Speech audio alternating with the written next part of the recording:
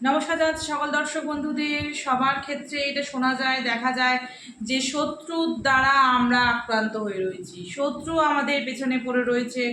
শত্রুর থেকে হাত ছাড়িয়ে দেবো কী করে সরে থাকবো, শত্রু যাতে আমাদের কোনো ক্ষতি না করতে পারে। সেই ক্ষেত্রে একটি টোটকা আপনারা করে দেখুন না, নিশ্চয়ই হয়তো উপকার পাবেন। জেনে হোক না জেনে হোক সবারই ছোটোখাটো শত্রু হয়ে থাকে, নিজের লোকই শত্রু হয়ে যায়। তো সেই ক্ষেত্রে বলবো, শত্রুকে দমাতে গেলে অনেক রকম কার্যক্রিয়া করা হয়, কিন্তু ছোট সেগুলো তো আপনাদের পক্ষে সম্ভব নয়। তো ছোট একটি কার্যকলাপ আপনারা নিশ্চয়ই করতে পারেন শত্রুর হাত থেকে বাঁচার জন্য।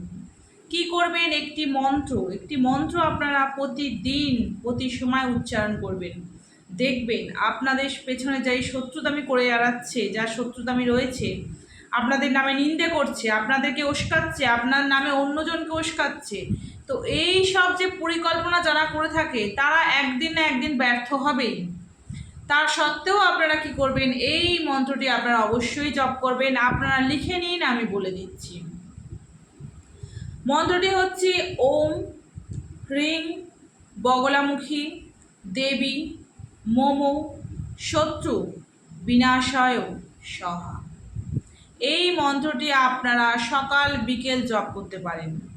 এছাড়া যদি আপনাদের শত্রু আরও বেড়ে যায়, সেক্ষেত্রে আপনাদের কার্যকলাপ করতে লাগবে, সেক্ষেত্রে শত্রু দমানোর কার্যকলাপ করুন, সেক্ষেত্রে দেখবেন আপনাদের আরও শত্রু দমে আছে। এটা করুন, নিশ্চয়ই উপকার পাবেন। জয় মা তারা।